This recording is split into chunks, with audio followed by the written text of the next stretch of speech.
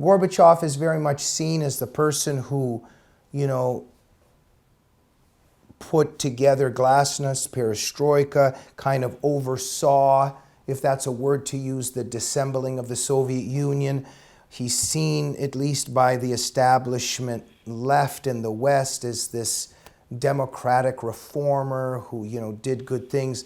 But you had a little bit of a different perspective on Gorbachev. So with Gorbachev's passing, he's such a significant figure. Of course, it was in many respects the end of the Cold War. I'm not sure it was the end, but the Soviet Union did collapse to some extent. But anyway, let me hand it over to you. You had quite an interesting take on Gorbachev. Gorbachev certainly oversaw the decline and fall of the Soviet Union, but it wasn't an intentional act. Rather, he was trying to buy time. If you go back to where the Soviet Union was, when he took power, the economic situation was absolutely catastrophic. Communism had failed badly. The morale wasn't there. And, you know, like Andropov, like others, declining Soviet leaders, he was trying to buy time. He was trying to trick the West into subsidizing the Soviet Union again. And there's history to this because if you go back to the early days of the Soviet Union, when the communists first took over, there's famine, there's absolute misery, and they managed to trick the West into bailing them out. Herbert Hoover, to his credit, actually insists on having his people supervise the distribution of food. FDR, however, who is surrounded by communist agents, just opens the door, recognizes the Soviet Union, resources pour out of the United States. This actually enables the Soviet Union to function, to become a power. So, you know, at every turn really in Soviet history, it was the United States, it was the West that bailed out the communists, that enabled the communist regime to stay in power. And Gorbachev was just trying to do what past Soviet leaders had done, which is try to fool the West to get aid, get money, get some kind of support. And he wanted to be seen as the good guy. It was carrot and stick. And, you know, the guys behind the scenes, they're the ones who are the extremists, they have the stick. And Gorbachev wanted to be seen as the guy you have to subsidize. And Islamic terrorists, since then, as you've written, have pulled the same stunt over and over again. They're the moderate Islamic terrorists, those are the extremist Islamic terrorists. Bottom line is Gorbachev was a communist leader. His goal was to perpetuate and maintain communism. Since he was forced out of power, he would say all sorts of things, but the bottom line is that was this was about. The whole thing fell apart with the coup. Some people suspect that this would have been a prearranged gambit where the so-called extremists came to power, and then Gorbachev would have a stronger position negotiating with the West. Instead, Yeltsin got up. There was popular Russian resistance to that. The military refused to comply with orders to restrain the crowd, and the bottom line is communism fell. But it wasn't because of Gorbachev, or it wasn't consciously because of Gorbachev. It was because Gorbachev's game spun out of control, resulting in the fall of communism. So complicated, Daniel. Communism fell. You know, obviously, I have a lot of interest in this issue because of my background and my parents, etc. And, you know, I do a lot of research. I know the arguments that the whole thing was a trick, that, you know, the Soviets had convinced the West that there was reform, but really, and I mean, there's a lot to say for the fact that maybe there was a trick of some kind, because who ended up staying in power? The KGB, Putin, and all that stuff. But before we go there, no matter how much conspiracy there is with the powers that be, there's always free will and the human dynamic. So whether or not they had this plan to trick the West by pretending there was reform and all this stuff to soften the West, but in terms of that coup, in terms of Yeltsin, in terms of the dissembling of the Soviet Empire, it's very far-fetched to think that that was all kind of orchestrated by people pulling strings from on top, right? Well, the bottom line is that the communism itself was ultimately unsupportable and unsustainable. They couldn't maintain this entire, we were having this Cold War between the Soviet Union and the United States. They were owed us enormous amounts of money. They were actually dependent on us for food. They were buying our wheat in massive numbers because the agricultural system, the entire Soviet agricultural system had effectively come apart. So much else had come apart. The whole thing was just falling apart. And this was, as I mentioned, not the first time this had happened, but this was really catastrophic. And they were once again absolutely in desperate need of our help. And the bottom line is we did end up bailing them out yet again after the Soviet Union fell, with the result that the cycle repeated itself. If the Russia ends up under Putin or post-Putin falls apart again, once again, we're going to go there. We're going to spend insane amounts of money trying to rebuild it. And I think the cycle will repeat itself again. And it's not just Russia. We've had this with any number of countries around the world. It's unfortunately a very destructive perpetual cycle where we feel impelled to fix the world, to save all these various countries. And the result is it becomes an even bigger mess. Of course, there's a higher hand in all of this. Certainly quite a few religious people, Jews and Christians, believe that there was this hand of God in the collapse, in the fall of communism. Communism had claimed that it would actually stand in the place of God. It would actually bring a kingdom of heaven on earth. And instead, what we saw was just perpetual misery, one kind of misery, another kind of misery, cults of personality. Lenin would be this cult figure, then Stalin, then it became every Soviet dictator would become the new cult figure. And it was actually kind of like the pharaohs in ancient Egypt or the Caesars, the Roman emperors, and one would fall and they would bring the statues of the new one and tear down the old statues. And it had become this pathetic idolatry that conclusively you would think disproved the idea that socialism, that the left's economics actually worked when applied in the real world. Thank you, Daniel. So the tragedy in all of that and all of this is that with the Nazis, there were Nuremberg trials. And Nazism was, thank God, completely delegitimized. They executed and tried these horrible, evil monsters. Nazism as an ideology was completely discredited, demonized, delegitimized, etc., etc., and thank goodness. And so the fall of the Soviet Empire, Horowitz has written quite a bit about this, especially in his book, The Politics of Bad Faith. My dad also was stressing at that time, there needs to be Nuremberg-style trials. They got to bring these leaders to, have trials and have the very idea of Marxism, the very idea of socialism put on trial, put class hatred on trial. We know that didn't happen. We know there was no mea culpa from the West, from the Western left. The left kept its ideology intact. They were very threatened by what happened in the Soviet Union, but we never saw the trial of Marxism. And it explains very much why, the Cold War in many respects remained. Why Putin, why a monstrous KGB mafioso thug is in power in Russia today. And yeah, to some extent, things had changed after the fall of the Soviet regime. For a while, maybe there was a little bit more quote-unquote freedom in some ways, but there still remained a terror on many levels, especially now. We know that if you start criticizing Putin, things may happen to you that happened to Anna Politkovsky and Litvinenko and Navalny, etc., etc. What do you think of the lack of the Nuremberg-style trials for communism after the fall of the empire? It was a tragedy. Yeltsin sort of talked about doing it, and then the idea fell away. And there was this brief window where the system had collapsed, and you had actually people getting access to KGB archives.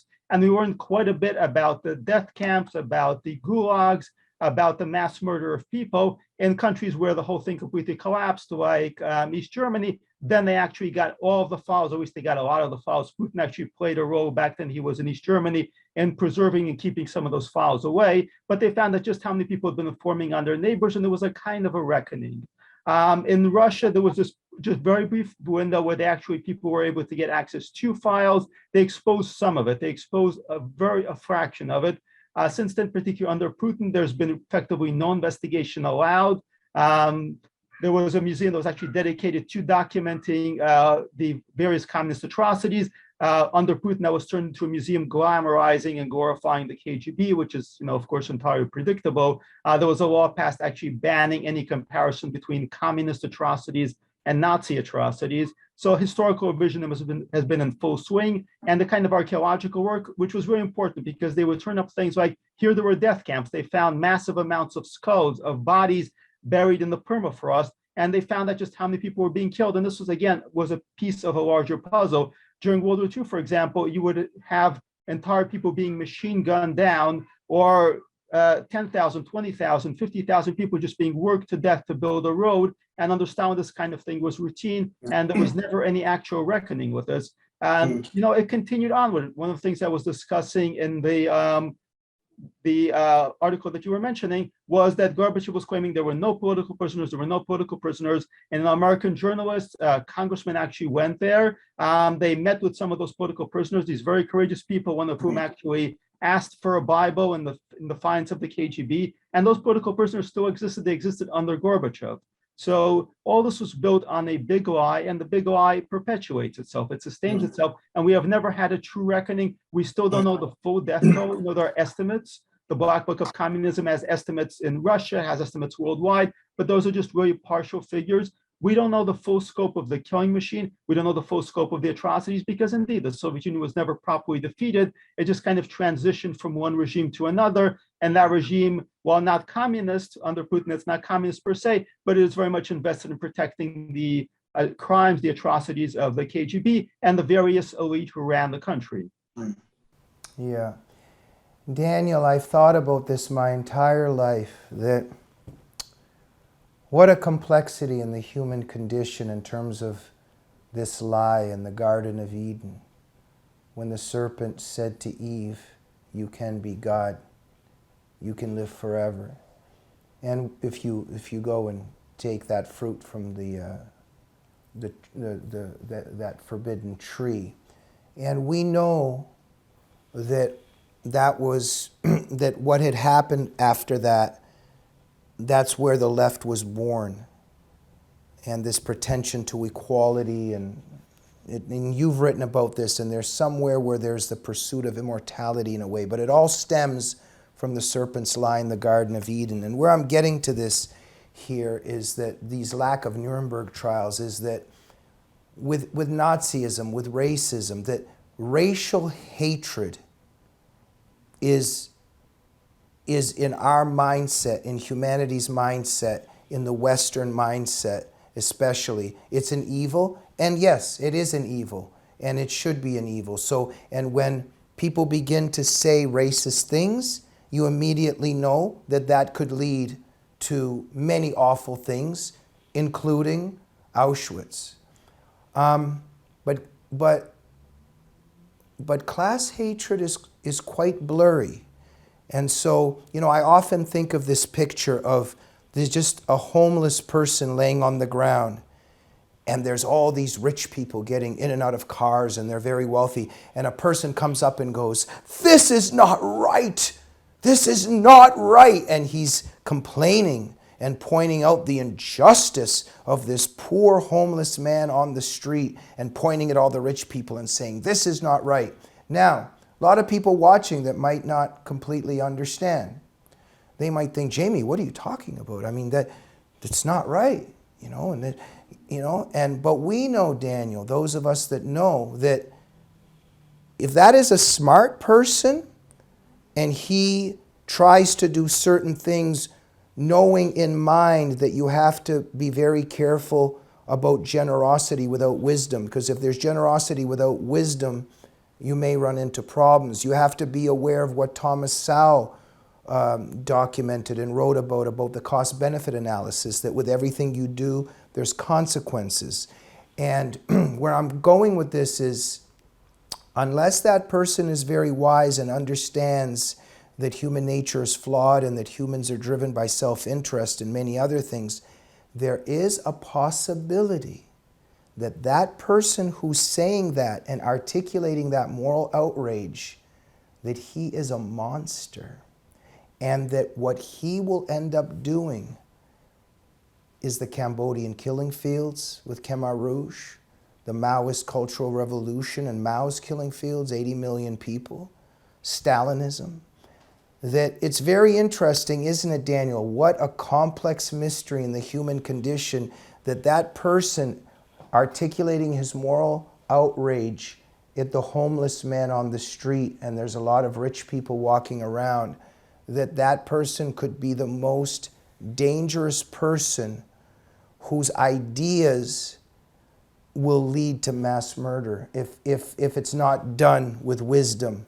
I think we've had this dynamic for a while. It's the question of equity versus equality. With equality, you create equality of opportunity, you eliminate barriers. With equity, you force everyone down, Harrison Bergeron style, to the same level. And of course, you need a dictator to do that. I mean, who can actually make sure that everybody has just the same amount of food, the same amount of money, the same amount of sweaters, for example. So you need a dictator, you need somebody to impose price controls, wage controls, control over everything, which is where socialist regimes inevitably go. And the Soviet Union was the inevitable example of that. I mean, you know, the term Soviet originally was supposed to be these workers' councils that would determine everything would be democratic. And of course, the democracy went out the window very quickly. And you had a centralized tyranny, one that became more and more centralized and eventually ossified. Because if you really want this idea that you're going to make everybody equal, of course, you have to make everybody unequal first by creating a supreme leader who is going to be in charge of that. And of course, when it becomes cult of personality, you need to pretend that this leader is godlike, that he is going to have the ability to transform society, to do the impossible, because he is somehow superhuman. And, you know, you discussed, of course, Garden of Eden, immortality. When my grandparents who were in Russia at the time, and they heard on the radio for the first time that Stalin is sick, they knew he was dead, because in the past there had never been any admission that Stalin was fallible enough to be sick. He had never been sick before, at least officially, because Stalin was supposed to be immortal. He is Stalin, he's the man of steel. And suddenly he was human. The moment they admit that he's human, that means he's already dead. And of course, they had to seek out, conduct a futile search for new immortals, new cult of personality figures. They eventually ended up with Putin. Gorbachev was obviously very much a failed cult of personality figures, but they never really, until Putin found somebody who would kind of embody this idea of being more than human, of being able to transcend normal limitations and transform everything. And of course, this turns out to be a lie. Every time you worship a human being, every time you believe a human being is godlike, you are, of course, doomed. You're engaging in pagan idolatry, and the end of that is going to be the complete destruction of everything you think is real, of everything you've been working for, and you're going to be left with, you know, like those fallen statues of Lenin, of Saddam Hussein, of Hitler. You're going to be left with broken stone and rubble. Many years ago, because I'm getting old now, too many years have passed, but when I was a young fellow, I was a waiter, and in this one particular setting where I was a waiter, there was quite a few waiters, and it's interesting, very kind of artsy people, and they were all, not all, but mostly very left-wing, and they were just shocked at the things I was saying. They'd never heard anything like what I was saying. It's very interesting, the echo chamber these people live in. There was one particular individual there, I think he lost sleep over the things that I used to say, and he came up to me one time in rage, and he said, "It's because of people like you that communism doesn't work." And he was right up in my face. I still have nightmares about that. But I have often thought about that. It's because of me that communism doesn't, it's because of people like me that communism doesn't work. I'm very interested in the logic. So if communism works and people like me make it unworkable, when it begins to work, where am I in the equation? That was the premise of the Soviet Union. You were going to purge everyone who had any kind of selfishness, any kind of self-interest, anybody who didn't fit into the system, who was not a collectivist, and then you would have this perfect collectivism, and you ended up with Homo Sovieticus, which of course was entirely built on anybody stealing whatever they could get their hands on. This was the logical end result of the system. Instead of collectivism, you had a kind of individual complete amorality. But yes, this is something you absolutely encounter. So many people who actually encounter leftists who have come out of the Soviet Union have these stories, you know, it was because of you. People should have actually pulled together. Mind you, these people who inevitably live in places like Canada or America or England, they never actually want to themselves go to the Soviet Union, give up their personal property and live this kind of life. It's the people over there whose job it is to do this. Daniel, thank you. Daniel, you know, it's interesting that when the Soviet Union collapsed, there was this moment a little bit where capitalism was legitimized and America and prosperity and free enterprise, communism has fallen. And yet now we look back, and some very fascinating people have written about this, that what had really happened? Because Daniel, the Soviet regime collapsed, but who's in power in the United States today? If you listen to what Kamala Harris says, to what Joe Biden says, to what Rashida Tlaib says and Ocasio-Cortez says, what Hillary Clinton says, if you listen carefully, these are the same themes that fertilize the soil in which Stalinism and Maoism and Castro, where their killing fields blossomed. Did the Soviet Union collapse? Or did the Soviet Union actually, in a very mystical, tricky way, seem to have blurred away? And then all of a sudden, America became the Soviet Union. Yeah, very true. Early in the Cold War, we understood that we had to fight communism at home and communism abroad. There were domestic enemies and there were foreign enemies. And there was a point where JFK, where Republicans and Democrats were both on board with this idea. We had to defeat communism at home. We had legislation with the Communist Control Act. We were going to defeat these people within the United States. We recognized that they were a threat. And then the whole thing really collapsed, and we stopped thinking about communism at home. That was inappropriate. It was red baiting. We focused entirely on defeating communism abroad, which we sort of halfway did, but a bunch of the things that we did to do that were actually disastrous. We made a deal with China against the Soviet Union. The end result of that is China is actually now quite in a powerful position. They are still ruled by the Communist Party officially. That was obviously disastrous, but also communists at home were able to thrive. They were able to succeed. They were able to rebrand. They became progressives and socialists. And Bernie Sanders, who was visiting the Soviet Union and partying there, he's still a prospective presidential candidate, believe it or not, despite his age. And the movement that he's now part of is very much in ascendancy. The Democrats really have no counter to it, which is why people like Biden, Biden actually used to be a registered Republican back in the day, people who always pretended to be moderates, Biden originally kind of pretended to be a moderate, have wholesale adopted this radical leftist agenda, which very much is a direct pathway to Marxism, to communism. So, we defeated the Soviet Union as a regime. We did not, however, defeat our domestic communists, and as a result, they're taking over. And we really very much needed to do both. We needed to defeat communism at home. We needed to defeat it abroad, much as we need to defeat the jihad at home. We need to defeat it abroad.